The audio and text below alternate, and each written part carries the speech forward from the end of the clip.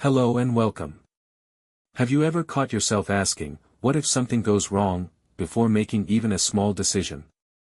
Maybe you're about to send a message, start a new project, or try something you've never done before, and almost immediately your mind begins creating a long list of possibilities. What if I fail? What if they don't like me? What if I make a mistake? What if everything falls apart? At first, this may seem like a sign that you're simply being cautious. After all, considering possible outcomes can help us make better decisions and avoid unnecessary risks. But there is an important difference between preparing for the future and becoming trapped inside it. When your mind constantly asks, what if, it often stops searching for realistic possibilities and starts searching for reasons to worry. The difficult part is that this habit rarely feels irrational while it's happening. In fact, it usually feels responsible.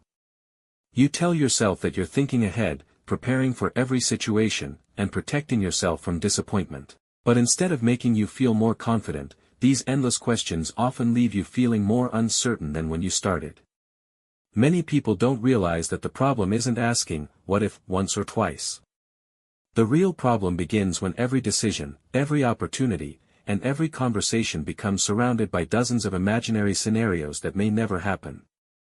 Over time, these imagined possibilities begin to feel just as real as actual experiences, making it harder to relax, trust yourself, and move forward with confidence. So why does the mind become so attached to these endless questions, and how can you recognize when healthy planning has turned into overthinking? One reason is that the brain naturally prefers certainty over uncertainty. When you don't know exactly what will happen, your mind tries to fill in the missing information by imagining different outcomes. Unfortunately, an anxious mind tends to focus much more on negative possibilities than positive ones. Instead of asking, what if everything works out, it automatically asks, what if something goes wrong? Even when there is very little evidence that a problem exists, your imagination begins preparing for it as though it were already real. Another reason is the desire to avoid making mistakes. Many people secretly believe that if they think long enough, they will eventually discover the perfect decision that guarantees success. As a result, they continue analyzing every option, comparing every possibility, and questioning every choice. The problem is that life rarely offers perfect answers. Every meaningful decision carries some uncertainty, and waiting until all uncertainty disappears usually means never taking action at all. The habit of asking, what if, also grows stronger because the brain mistakes worrying for preparation. When you spend hours imagining different outcomes, it can feel as though you're solving problems before they happen.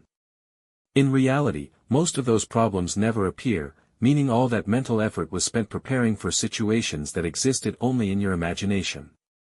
Instead of increasing your confidence, constant worrying often convinces you that the world is far more dangerous and unpredictable than it really is. Another common consequence is decision paralysis.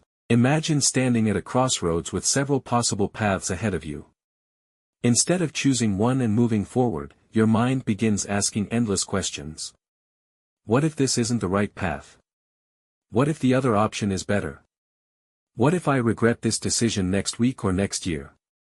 Eventually, thinking replaces action, and the fear of making the wrong choice becomes stronger than the desire to make any choice at all. Relationships can also be affected by constant, what-if, thinking. A delayed reply to a message suddenly raises questions about whether someone is upset with you. A small disagreement becomes a sign that the relationship might be falling apart.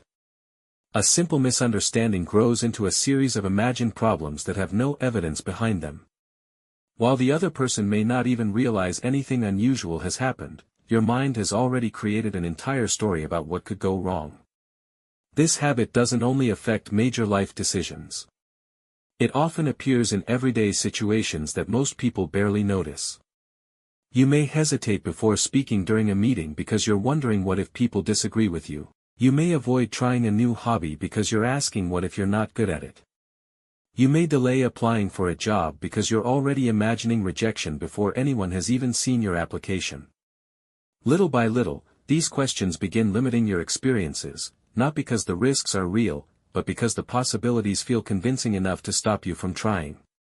Perhaps the most exhausting part of constant, what if, thinking is that it rarely has an ending. Every answer creates another question. If one problem seems unlikely, the mind simply invents another possibility to worry about. It becomes an endless search for certainty in a world where certainty can never fully exist. Instead of feeling prepared, you end up feeling mentally exhausted because your brain has been trying to solve problems that don't actually exist. It's important to remember that uncertainty is not the enemy. Uncertainty is simply part of being alive. Every meaningful opportunity involves some level of risk, whether it's starting a new relationship, changing careers, moving to a new city, or trying something completely unfamiliar. If we waited until every possible outcome was guaranteed, we would spend our entire lives waiting instead of living. One helpful way to break this cycle is by changing the question you ask yourself. Instead of immediately asking, "What if something goes wrong?" try asking, "What if everything goes better than I expect?" This isn't about pretending that problems don't exist. It's about giving positive possibilities the same attention that you've been giving negative ones for so long. Most people who overthink rarely realize that their imagination is incredibly creative, they've simply trained it to create fear instead of hope. Another useful habit is learning to separate preparation from rumination. Preparation involves gathering information, making a reasonable plan, and taking action.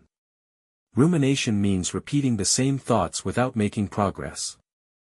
A simple question can help you recognize the difference: am I preparing for something real, or am I repeatedly thinking about something I can't control? That single question is often enough to interrupt the cycle before it becomes overwhelming. It's also helpful to accept that making mistakes is not evidence of failure. Every successful person has made decisions that didn't work out exactly as planned. The difference is that they understood something many overthinkers forget: confidence doesn't come from always making the perfect choice. It comes from trusting yourself to adapt when life doesn't go according to plan. Once you begin trusting your ability to handle challenges, the need to predict every possible outcome becomes much weaker. If you recognize yourself in these habits, don't be discouraged. Asking, "What if?" from time to time is completely normal. It only becomes a problem when those questions begin controlling your decisions instead of helping you make them. The goal isn't to stop thinking about the future. The goal is to stop allowing imaginary futures to steal your attention from the present. Life has always involved uncertainty, and it always will. No amount of overthinking can remove every risk or answer every question before you take the first step. At some point, every decision reaches a moment where more thinking adds very little value. When that moment arrives, the most important thing you can do is trust yourself enough to move forward anyway. Because in the end, your life will be shaped far more by the chances you took than by the possibilities you endlessly imagined. Sometimes the greatest opportunities begin the moment you stop asking, "What if everything goes wrong?" and start wondering, "What if everything turns out better than I expected?"